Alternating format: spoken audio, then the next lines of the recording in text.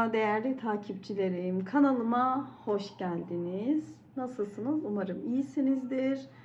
Beni merak eden arkadaşlarım çok iyiyim. Teşekkür ederim. Bugün sizlerle gördüğünüz gibi bu minnoş şeyi çalışacağız. Çok güzel oldu. Ben çok beğendim. Bakın şöyle inceleyelim. Bakın içine neler sığıyordu bir göstereyim. Şöyle bir bakın arkadaşlar, nüfus cüzdanı artık sığacak genişliği var. Şöyle işte paralarımız, bakın şöyle koydum. Ve bir kulaklık kılıfım var ki o da yani küçük sayılmaz. Bakın. Bakın. Oldukça büyük. Küçük böyle rujlarınız, ruj küçük olmasına gerek yok. Küçük rujlarınız, işte küçük bakım ürünleriniz varsa onları da sığabileceği minnoş bir çanta yapıyoruz sizinle. Şimdiden desteklerinizi bekliyorum arkadaşlar. Çantamızın yapımına geçebiliriz. Evet, öncelikle yuvarlak gördüğünüz gibi mini tabanlarımızı yapmakla başlayacağız. Ben bir tanesini yaptım. Şimdi ikinciyi de sizinle birlikte yapacağım. Şimdi normalde tek çift sayısı veriyoruz. Normalde 3 tek 1 çift olana kadar tabanımızı büyütüyoruz. Bir sırada hiç arttırım yapmadan sık iğne döndük. Şimdi şöyle ölçü vereyim arkadaşlar. Bakın 7 santime yakın. Şimdi ben elimde şöyle simli 2 milim, yaklaşık 2 milim kalınlığında bir makromem var. Polyeser, bir de şöyle ince bir simli ipim var. Bu ikisini karıştırarak yapmayı düşünüyorum. Dediğim gibi tekini yaptım. Şimdi ikincisini örüp hem çok güzel duruyor, hem de dediğim gibi siz de elinizdeki ipleri değerlendirebilirsiniz. Kağıt iple de olur. Hatta kağıt iple de yapacağım. Şimdi 3,5 milim tığım var. Şimdi önce arkadaşlar sihirli halka yaparak örneğimize başlayacağız. Sihirli halkayı da hiç bilmeyenler için ve beni bu videoyla belki tanıyabilirsin. O yüzden şimdi baştan gösteriyorum. Bakın şöyle ipimi elime alıyorum. Şöyle parmağımın etrafında şöyle doluyorum. Tığımı buradan geçiriyorum. Bakın. Şöyle. Şimdi bu kilit zincirimiz. Şimdi bir tane daha buraya sık iğne yaptığım zaman bakın bu bir tane oluyor. Toplamda 6 tane bu boşluğun içine sık iğne yapıyoruz. Bakın 2, 4, 5, 6. Çok kalın olmamak şartıyla bence bütün iplerde çalışabilir. Ya kalın iple de olur ama çantanın formu böyle çok sevimli. Böyle minik bir formu var. Ben genelde böyle iplerin yakışacağını düşünüyorum.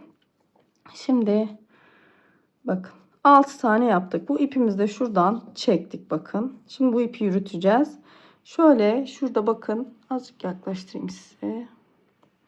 Bakın şuralarda başak modelleri var. Bunların 6 tane olması gerekiyor. Şimdi en baştakindeyiz. Bakın şöyle tepes noktasına batıyorum. Şimdi hemen buraya batar batmaz bir işaretleyici, kanca, ip fark etmez arkadaşlar. Elinizde ne varsa onu kullanın. Şimdi bir kere battım. Aynı noktaya bir kere daha batıyorum. Şimdi burada arttırım noktasındayız. Yanına geçiyorum bakın. Bir kere battım sık iğne. Aynı noktaya bir kere daha batıyorum. Bakın. Her birinin tepesine batıp 2 kere sık iğne yapıyorum. Yani çift diyoruz biz buna. Toplamda 6 tane olan bu sık iğnelerimiz burada 12 taneye çıkıyor. Şöyle alayım. Şimdi bu arkadaki ipi de bakın yürüteceğim. Yürütme de şöyle oluyor. İpimi şöyle ilmeğimin altına yerleştirip beraber arka taraftan doğru örüyorum. İplerinizi muhakkak neyle örerseniz örün arkadaşlar. Hemen kesmeyin. Birkaç tur yürütün ondan sonra. Şimdi hemen yandakine geçiyorum. Bakın. Bir. Aynı noktaya bir tane daha. Şimdi yandayım.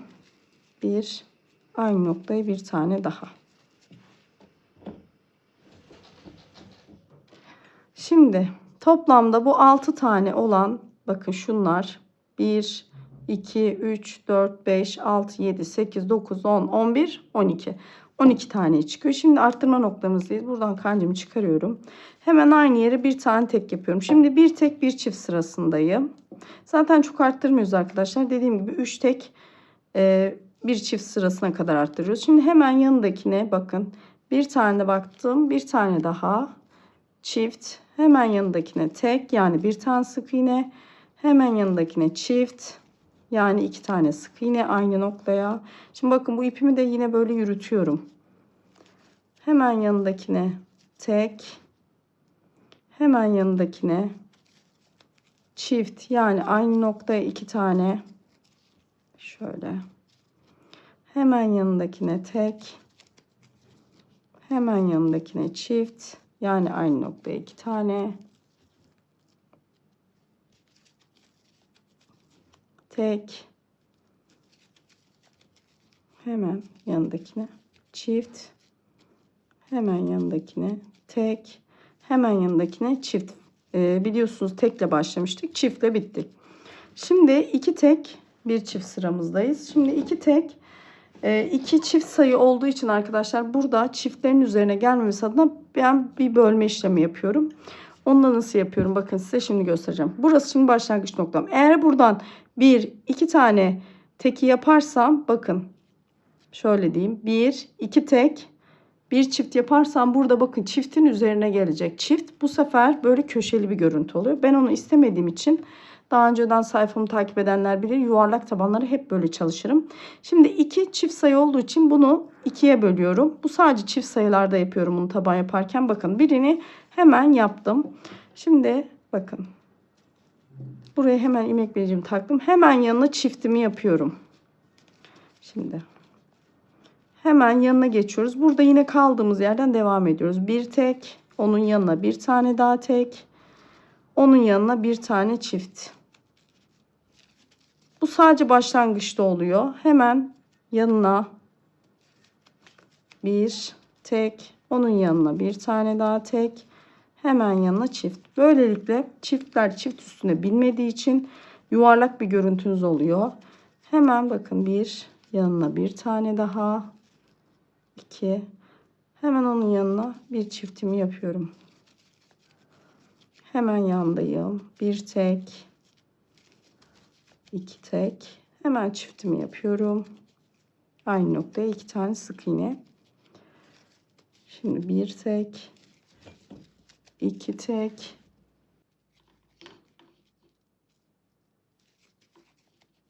hemen çiftimi yapıyorum. Bakın şimdi arkadaşlar. Şimdi burada bir tane tekim kaldı. Bir tane ilmeğim kaldı. Buna da bir tane tek yapıyoruz. Bu bir tek, başlangıçta bir tek yapmıştık ya, biliyorsunuz 2 tek bir çifti. Bir tek de sonda yaptık. Aslında bu 2 teki yapmış oluyoruz. Sadece bölerek çiftleri kaydırmış oluyoruz. Şimdi bunu çıkarttım. Bakın şimdi 3 tek bir çift sırası yapacağız. 3 tek de, yani 3 tek sayı olduğu için bunlar da zaten bölme işlemi olmaz. Tek sayılı sıraları devam ediyoruz. Bakın ikinci tekim ve üçüncü tekim. Hemen bir çiftimi yapıyorum. Aynı noktaya 2 kere. Hemen 1, 2, 3.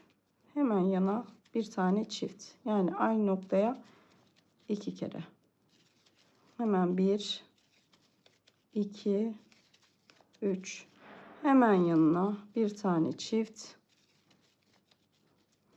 Hemen yanına 1, 2, 3 tane tek. Hemen yanına bir çift. Yani aynı noktaya 2 kere. 1, 2, 3. Hemen yanına bir tane çift. 1, 2, 3. Hemen yanına bir tane çift. Şimdi şuradan ilmek belirtişim düştü. Şöyle bakın. Buradan artık arkadaşlar şunu şuraya takayım. Zaten buradan biteceğiz. Şimdi bakın. Bir sırada hemen başlangıç noktamızdayız yine. Bir sıra şimdi sıramızı bitirdik. Bir sıra hiç arttırım yapmadan düz her birinin üzerine bir tane olmak üzere bir sıra sık iğne sırası dönüyoruz. Her birinin üzerine bir kere gelecek şekilde bir tane sık iğne ile tamamlayıp zaten bitireceğiz. Sonra yan kenarlarını birleştireceğiz. Yani iki parçayı birbirine bağlayacağız. Bunun normalde bir kılıf, telefon kulaklık kılıfı yapmıştım. Sayfamda var. O da çok güzel arkadaşlar. Açıklamalar kısmına ya da videonun üstte böyle öneriler kısmına bırakırım. Oradan da bakabilirsiniz. O da çok sevildi ve çok yapan arkadaşım oldu ondan. Böyle hediyelik hazırlayabilirsiniz. Mesela bayramlarda çocuklara şeker gibi bir hediye. Minik mesela çocuklara bozuk para çantası. Kızlar bayılır bence böyle şeylere. Ben de bunu kızıma hediye ederim. Bozuk para çantası, küçük böyle kendimiz de kullanabilirsiniz. İşte anahtarlıktır, işte minik rujlar koyabilirsiniz. Nasıl kullanmak isterseniz. Şimdi bakın burada şimdi birleşim yerine geldik. Şimdi şurada ipimi biraz uzatıyorum. Bakın arkadaşlar şöyle elimle de ütüleyebilirsiniz ama ben makromede gerek duymadım. Ama kağıt iple yaparken mutlaka ütüleyin. Şimdi şöyle ipimi biraz şuradan keseceğim. Bakın. Buradan şimdi çıkarıyorum. Şurası zaten birleşim yeri. Artık buna ihtiyacımız yok. Bakın şurada önde gelen arkadan doğru ipimi alıyorum. Hemen bakın ipin çıkış noktası burası. Arkadan doğru yine tığımı geçirip bu ipi arkaya doğru alıyorum. Bakın. Şimdi bunu da yürüteceğim şimdi. Çakmak yardımıyla yakacağım. Biliyorsunuz polyester iplerde böyle kolaylık var. Ucunu yakabilirsiniz. Şöyle aşağı doğru yürütüp fazlalığını yakacağım. Şöyle. Yürütürken de örgünüze doğru yürütmeyi unutmayın. Şimdi arkadaşlar bakın. Şöyle elimle bir düzeltiyorum. Şimdi fazlalıkları da şöyle yakacağım.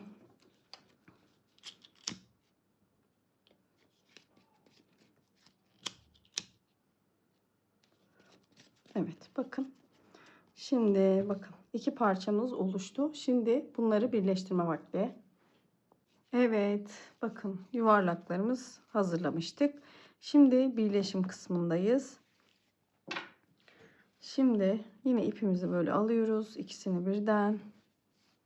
Şimdi şu iki yüzü bakın düzü bu tarafı tersi birbirine bakacak şekilde olacak. Şimdi şuradan bakın. Yani herhangi bir noktasından da alabilirsiniz. Hemen bakın şöyle tığımı geçirdim. Şöyle yapalım. Ve şu ipimi şuradan doğru geçiriyorum ve zincirimi çekiyorum. 1, 2, 3, 4, 5, 6, 7, 8, 9, 10, 11. Bakın 11 tane zincir çektim arkadaşlar. Şimdi diğer bakın örgümüz o da şöyle yapalım. O da size bakacak şekilde şuradan hemen bakın zinciriniz burada. Diğer parçanız da düz size bakıyor. Hemen bakın. Şöyle ön tarafından doğru bakın şöyle tığımızı batırıyoruz. İpimizi alıyoruz. Bakın tığımızdaki ilmekten kaydırarak geçiriyoruz. Ve bir zincir çekiyoruz. Şimdi örgümüzü ters çeviriyoruz. Bakın tersleri şu an bize bakıyor. Şimdi burada hemen şöyle bakın. Şöyle zincirimizin ön tarafı var. Şimdi tığımızdaki ilmekle birlikte bakın 1, 2, hemen üçüncü şöyle zincirimin içine batıyorum. Arkadaki lob kısmına ilmeğimden kaydırıyorum. Hemen yanındaki zincire batıyorum. İpimi alıyorum ve ilmeğimden kaydırıyorum. Hemen yanındaki zincire batıyorum. Tığımdaki ilmekten kaydırıyorum. Toplamda 3 adet kaydırma işlemi yaptım. Şimdi hemen zincirin içine batıp arka taraftaki lobuna batıyoruz ve sık iğne. 1, yanındakine de 2, yanındakine de 3, 4, ve 5. 5 tane arada sık iğnemiz var. Şimdi bakın 1, 2, 3 tane kaldı. 3 taneyi de yine arka loblarına batıp kaydırıyoruz. Arka loblarına batıyoruz. Tığımızdaki ilmekten aldığımız ilmeği kaydırıyoruz ve sonuncusu alıyoruz ve tığımızdan kaydırıyoruz. Şimdi bakın şöyle yapalım.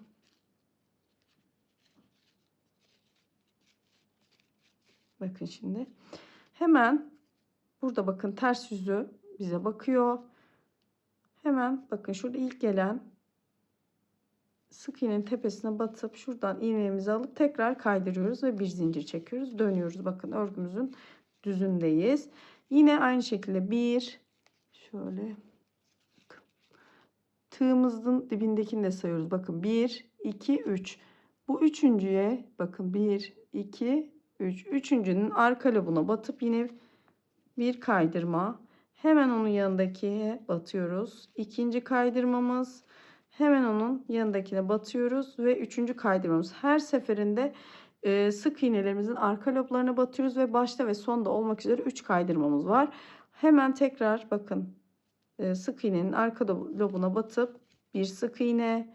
Ortada 5 tane sık iğnemiz var. Ne azalacak ne artacak. Sayılarımız hep sabit. 3, 4 ve 5. Bakın şimdi. 3 tane kaydırmamız vardı başta olduğu gibi. Hemen batıyoruz. Tığımızdan geçiriyoruz. Hemen bakın ikinci batırıyoruz. Tığımızdan geçiriyoruz. Hemen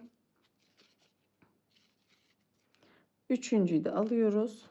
Bakın tığımızdan geçiriyoruz. Şimdi sırada bakın bu sık iğnem var. Onun hemen yine tepesine batıp kaydırıyorum. Bir zincir çekiyorum. Ters dönüyorum. Bakın tersteyiz. Şimdi yine aynı şey yapıyoruz. Hep aynı şey yapacağız arkadaşlar. Arttırma azalma yok. Tığımızın dibindeki bir, yanında iki. Hemen üçüncünün arka lobuna doğru batıyorum. Bakın arka lobuna batıyorum. İlmeğimi kaydırıyorum. Hemen onun yanındakinin arka lobuna batıyorum.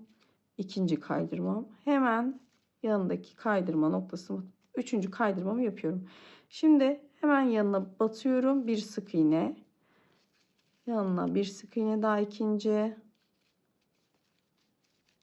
Üçüncü sık iğne. Dördüncü ve beşinci. Bakın. 3 kaydırma.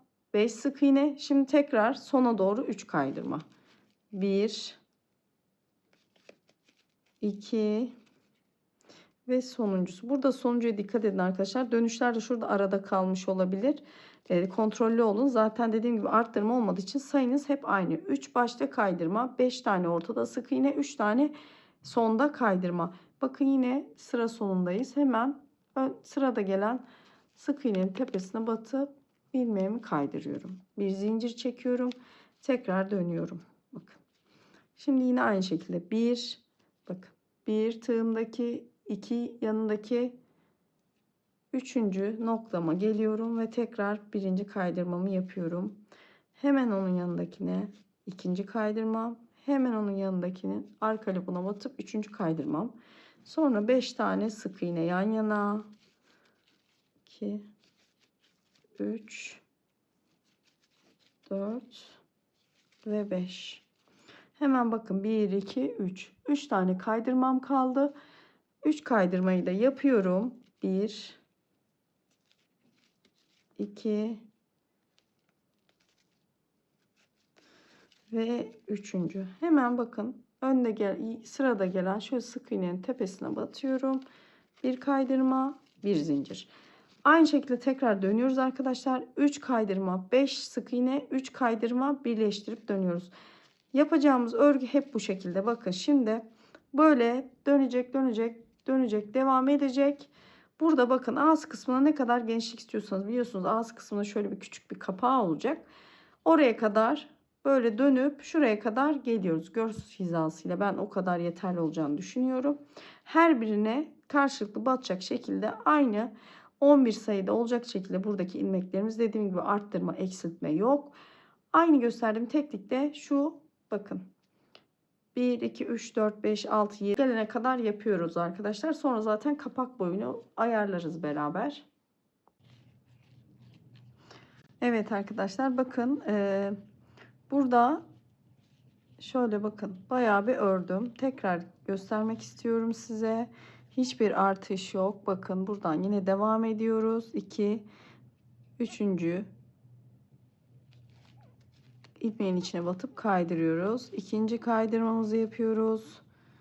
Üçüncü kaydırmamızı yapıyoruz. Başlarda ve sonlarda 3 kaydırmamız var. Ortada bir 5 tane sık iğnemiz var arkadaşlar. 2, 3, 4 ve 5. Hemen kaydırma noktamızdayız. 1,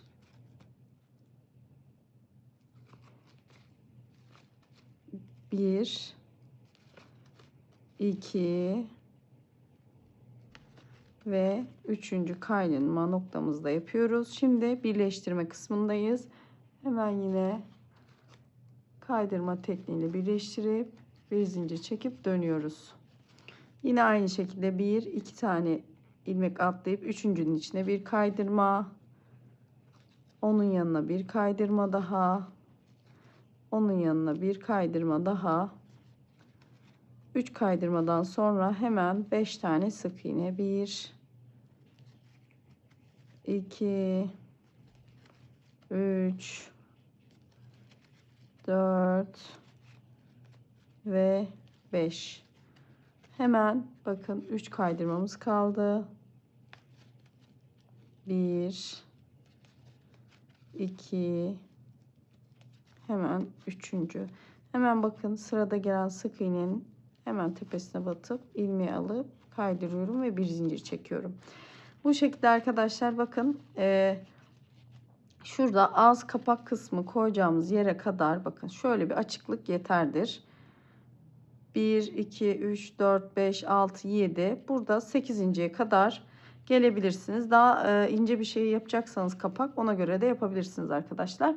Videomu buraya kadar izlediyseniz lütfen bir beğeni, abone olun arkadaşlar. Abonelik ücretsiz. Dediğim şekilde bakın burada en az 1, 2, 3, 4, 5, 6, 7. Şurada 7 tane bakın bununla birlikte 1, 2, 3, 4, 5, 6, 7. Burada 7.'ye kadar yapıyoruz. 7.'yi de yapıyoruz. Yani bu arada 6 tane kalmış olsun diyelim. Buraya kadar yapıp bitireceğiz. Sonra kapak kısmına geçeceğiz. Evet arkadaşlar bakın. Bakın şöyle söylediğim yere kadar geldim. 2, 4, 6, 7 tane şurada sık iğne kalana kadar kenar yerlerini birleştirdim. Şimdi şurada ipimi keseceğim. İpi kestikten sonra yürüteceğim burada ipi. Şimdi kapak kısmını yapacağız beraber. Şimdi ipi şöyle içeri doğru geçip yürüteceğim arkadaşlar. Dediğim gibi genelde temizleme işlemini çanta bittikten sonra yaparım. Şöyle aşağı doğru. Bunu da ördüğünüz yöne doğru bunu yapın. Şimdi dediğim gibi şimdi bunu sonra yapacağız. Şimdi kapak kısmındayız. Kapak kısmı içinde arkadaşlar küçük bir oval taban gibi bir şey yapacağım ben. Onun için de şöyle bakın onu da göstereceğim. Bir zincir çektim. 2, 3, 4, 5, 7, 8, 9, 10, 11, 12, 13, 14, 15, 15 tane bir zincir çektim. Şimdi şöyle bir ölçeceğim bakın. Eksiltebiliriz, arttırabiliriz. Bakın şimdi bu benim için yeterli. Çünkü bir de etrafından dolanırken artacağı için şöyle hesaplıyorum. Buradan bakıyorum arkaya nereye kadar gelmiş. Bir de öreceğimiz kısım olacağı için kenarlardan yine artacak. Şimdi 15 tane zincir çektik. Hemen bakın 14. zincirin içine şöyle bir sık iğne yapıyorum. Normal oval taban gibi, küçük bir oval taban gibi başlıyoruz. Bunun sebebi de arkadaşlar düz kısmı olsun diye bu şekilde yapıyorum. Ama siz şöyle git geldi şekilde hani bir ters bir düzden sık iğne de yapabilirsiniz. Hem ucunun da oval olmasını istediğim için Bu şekilde yapacağım. Şimdi 15 zincir çektik. 14 tane sık iğne yapıyoruz. Şu köşelerde üçerli arttırmamız olacak. Zaten bu normal oval taban gibi çok büyük olmadığı için hemen de bitecek. Şimdi 14 tane sık iğnemizi yapalım. Şu uçta bakın.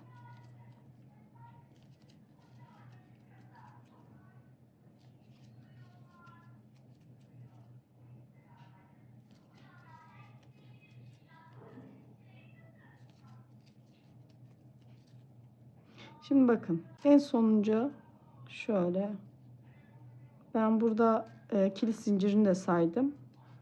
Bakın sonuncuyu yaptım. Şimdi aynı noktaya bir kere daha batıyorum. İpimi de şöyle yürüteceğim. Bakın şu şekilde. Şimdi bir tane daha yapıyorum. 2. Şimdi bir tane daha yapıyorum. 3. 3 tane şöyle köşeyi döndük. Şimdi şu bakın şuralarda tek kanatlar kaldı şunlar. Şimdi bunlara birer kez batıp sık iğne yapıyorum. Bu sık iğneleri tamamladıktan sonra yine burada bakın şöyle uç kısma kadar buraya kadar sık iğnelerimizi yapıp geliyoruz. Evet, bakın sonuncuya kadar geldim. Şimdi buradaki noktaya da aynı şekilde 3 tane şurada arttırdığımız gibi 3 tane arttırım noktası koyuyoruz. Birinciyi yaptık. Bakın. İkinciyi yapıyorum ve üçüncüyü yapıyorum. Burada şuradaki bakın ilmek bunun üzerine getiriyorum bunu. Şu şekilde buradan yok ediyorum. Ben genelde böyle yaparım. Şimdi hemen kaldığımız yerden devam ediyoruz. Bakın arkadaşlar, bunu anlamayanlar olabilir. Şimdi bu sayıların eşit olması gerekiyor. Şimdi bakın 1, 2 şununla beraber 3 olması gerekiyor. İsterseniz böyle ilmek kaydırıp da yapabilirsiniz. Ama bu sefer zincir çekip birleştirmeli bir taban olması gerektiği için ben bu şekilde yapmıyorum. Tabandaki sayıların birebir eşit olması için son bakın üçüncüyü yapıyorum. Bunun üzerine doğru getiriyorum ki altta hem kaybolsun hem eşitliği sağlayayım ve kaldığım yerden şimdi sık iğnelerin üzerine birer tane sık iğne yapıp devam ediyorum. Şimdi burada artık arttırım sırasındayız. Her birinin üzerine şu köşelerde ikişer kez batarak o 3 tane olan arttırmayı 6'ya çıkaracağız. Dediğim gibi zaten bu çok büyük bir taban gibi bir şey olmayacağı için buralara işaret belirleyici koymuyorum. Yani çok güzel çünkü büyümeyecek. Şimdi şöyle bakın hemen arttırım noktasına geldim. Bakın şurada 1, 2 ve 3. Hemen bunun tepesine batıp aynı noktaya 2 kere batıyorum. Çift yapıyorum. Şimdi tekrar 1 aynı noktaya 2 yapıyorum. Hemen yanındakine de 1 2 yapıyorum. Bakın bu şekilde. Şimdi hemen yine sıradan devam ediyorum. Karşıda da aynı şekilde 3 tane olan arttırmamın her birinin üzerine ikişer kez batıp orayı da 6 tane yapacağım. Yani 3 tane çiftim olmuş olacak.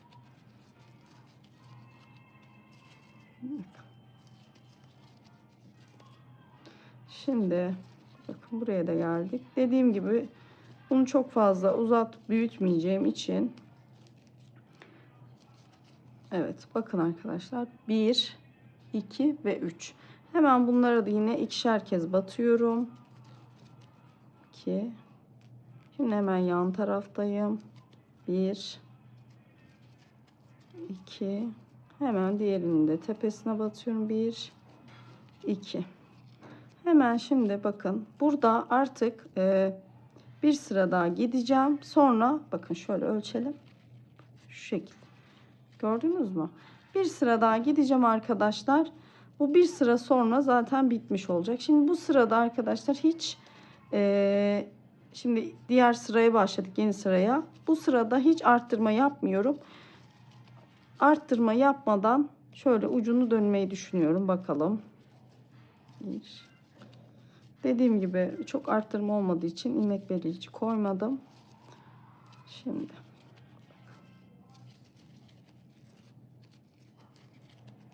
şöyle bakın şimdi Hemen bunların üzerine birer kere batıyorum bakın arkadaşlar. Biliyorsunuz burada arttırmalarımız vardı. Şimdi onları hiç arttırmadan hepsinin üzerine bir kere batıyorum bakın. Şöyle. Her bir sık iğnenin üzerine bir kere batıyorum ve buradan böyle karşıya döneceğim. Bakın. Şimdi burada da yine her birinin üzerine bir tane yapıyorum. Bu zaten son sıramız bitecek artık. Şimdi şuradaki arttırmaların üzerinden de bir kere geçeceğiz. Ve artık burada birleşim noktasında örgümüzü bitireceğiz.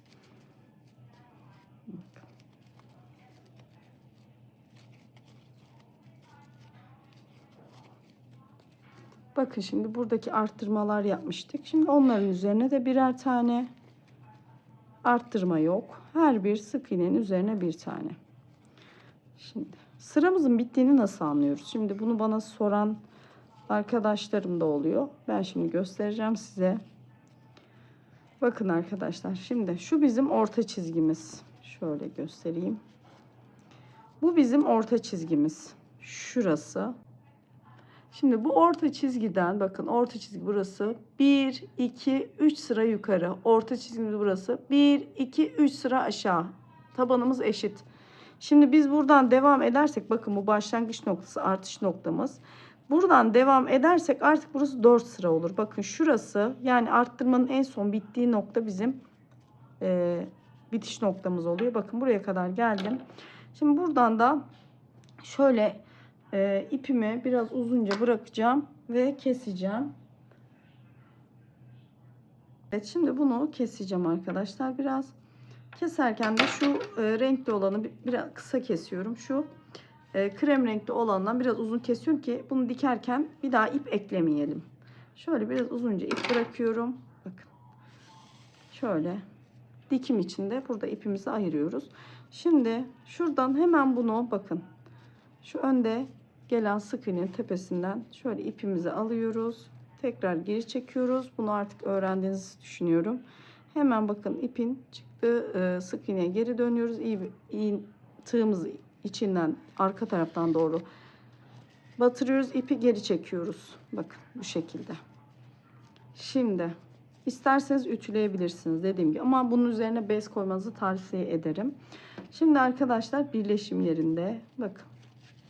Şimdi iğne ile bunu birleştireceğiz. Şuraya dediğim gibi bu bıraktığımız iplik yardımıyla iğne ile bunu buraya takacağız. Şimdi şöyle ipime iğnemi geçirdim. Şimdi bakın şöyle elimin yordamıyla şöyle kapatıyorum. Bakıyorum hani önde nereye geliyor, hangi kısımdan dikmem lazım diye. Ön kısmı burası olacak. Arka kısmı da bu tarafta. Hemen şöyle hizaladım. İğnem de zaten biliyorsunuz taktım bıraktığım ipe. Şöyle. Şimdi bunu buraya dikeceğim.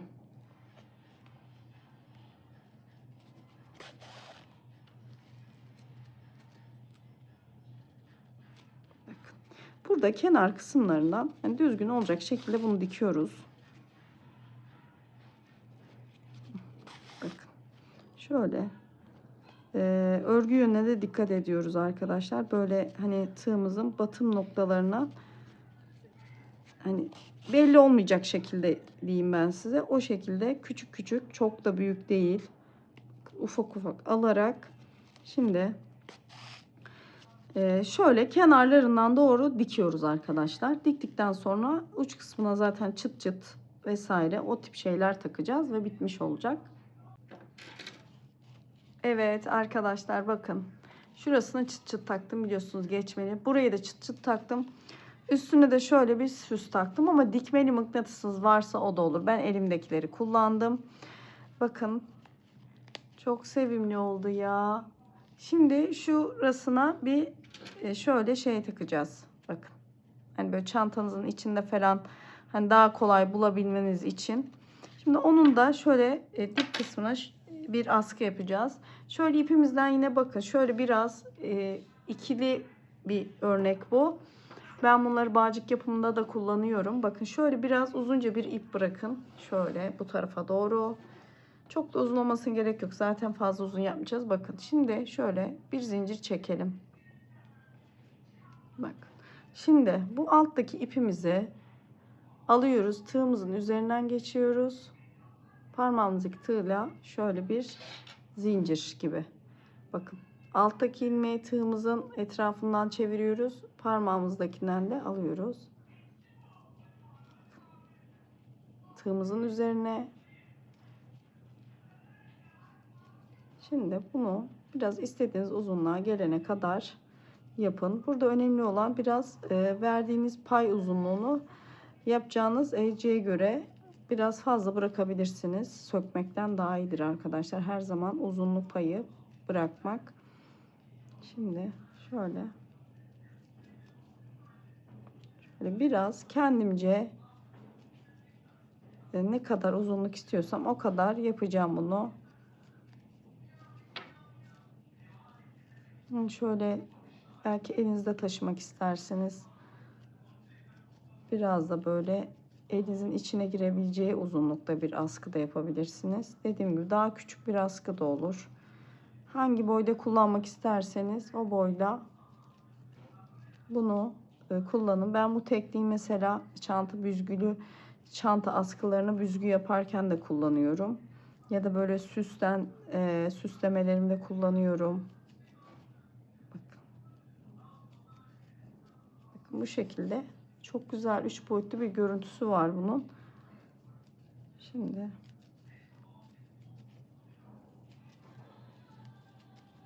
bak.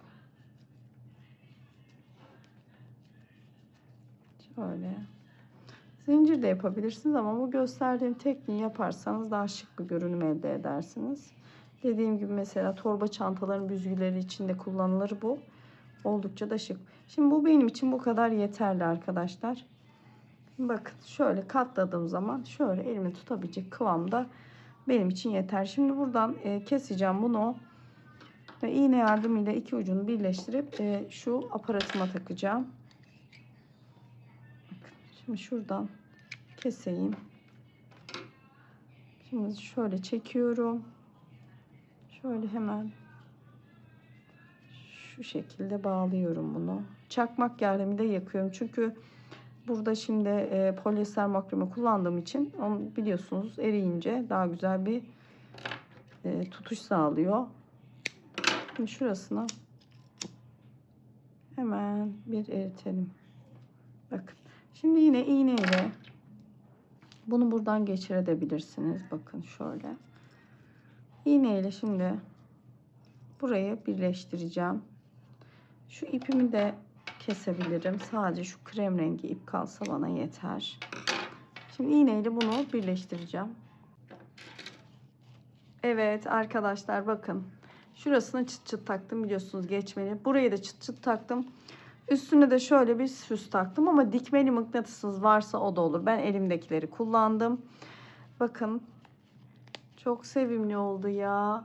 Şimdi şurasına bir şöyle şey takacağız. Bakın. Hani böyle çantanızın içinde falan hani daha kolay bulabilmeniz için. Şimdi onun da şöyle dip kısmına bir askı yapacağız. Şöyle ipimizden yine bakın şöyle biraz ikili bir örnek bu. Ben bunları bağcık yapımında da kullanıyorum. Bakın şöyle biraz uzunca bir ip bırakın. Şöyle bu tarafa doğru. Çok da uzun olmasına gerek yok. Zaten fazla uzun yapmayacağız. Bakın şimdi şöyle bir zincir çekelim. Bak. Şimdi bu alttaki ipimizi alıyoruz. Tığımızın üzerinden geçiyoruz.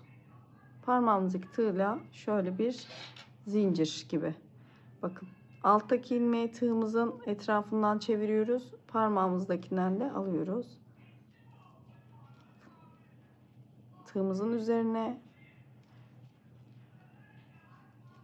Şimdi bunu biraz istediğiniz uzunluğa gelene kadar yapın. Burada önemli olan biraz verdiğiniz pay uzunluğunu yapacağınız eğriye göre biraz fazla bırakabilirsiniz. Sökmekten daha iyidir arkadaşlar. Her zaman uzunluk payı bırakmak.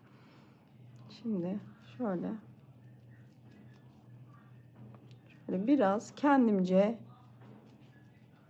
ne kadar uzunluk istiyorsam o kadar yapacağım bunu.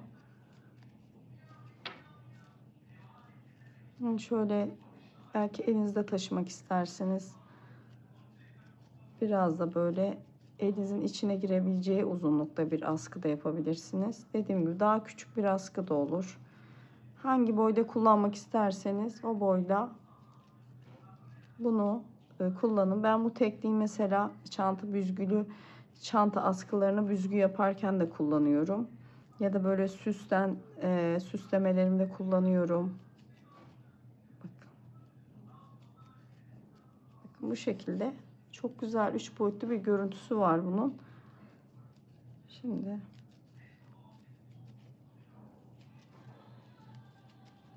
bak.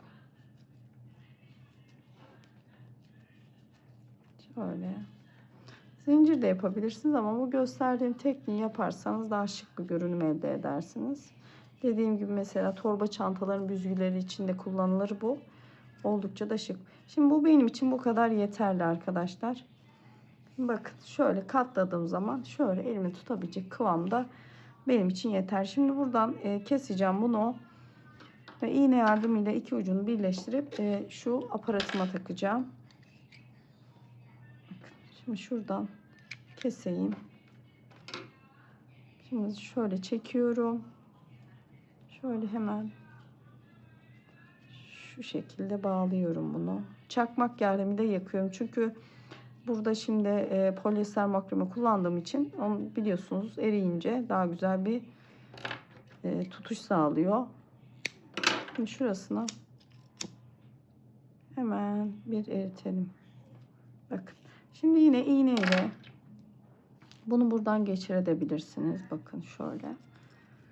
İğneyle şimdi burayı birleştireceğim. Şu ipimi de kesebilirim. Sadece şu krem rengi ip kalsa bana yeter. Şimdi iğneyle bunu birleştireceğim. Önce şunu içine geçirdikten sonra bakın şöyle iki ucunu bir birleştireceğim. Şöyle bıraktığım iple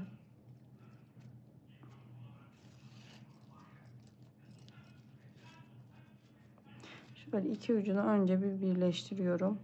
Burada da bunun şu yön kısmına dikkat edin.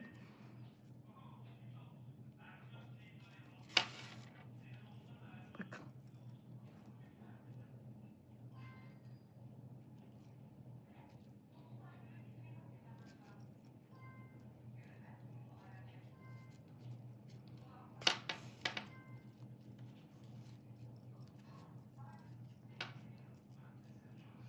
Şimdi şunu şöyle yukarı getiriyorum. Bakın. Bunu yukarı getirdikten sonra bunu da buraya sabitleyeceğim. Şöyle.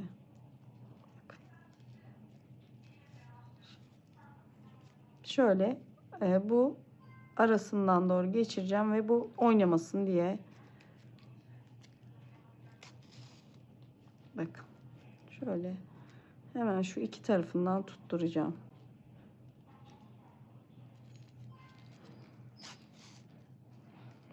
Evet.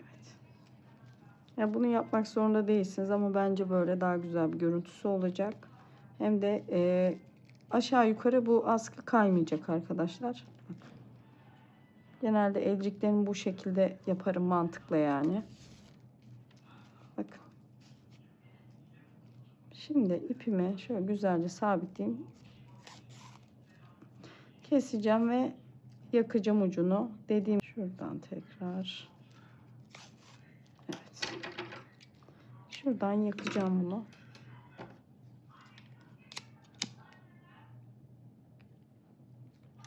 Bakın. Evet. Şöyle elcimiz de hazır. Şimdi arkadaşlar şu istediğiniz bir yerden sağ ya da sol fark etmez. Ne yön kullanıyorsanız. Şöyle geçiriyoruz ve harika oldu ya. Çok beğendim. Siz nasıl buldunuz? İçi de bakın arkadaşlar. İşte rujdur. Ondan sonra bozuk paradır. Normal kağıt paradır. Hepsi sığar. Oldukça kullanışlı. Çanta çarmı olarak kullanabilirsiniz. Bozuk para, işte kağıt para, günlük mesela AirPods, kulaklık, işte içine bir iki para falan onları koyabilirsiniz. Umarım beğenmişsinizdir arkadaşlar. Burada ölçüsünü vereyim hemen. Bitmiş halini bakın ölçüsünü vereyim size. Şuradan 12 santim 12 santim genişliği oldu. Şuradan aşağı. Burada 10 santim arkadaşlar. Çok da dediğim gibi küçük değil. Bakın avcumdan büyük. Yani bakın şöyle diyeyim. Kaplıyor avcumu. Umarım beğenirsiniz.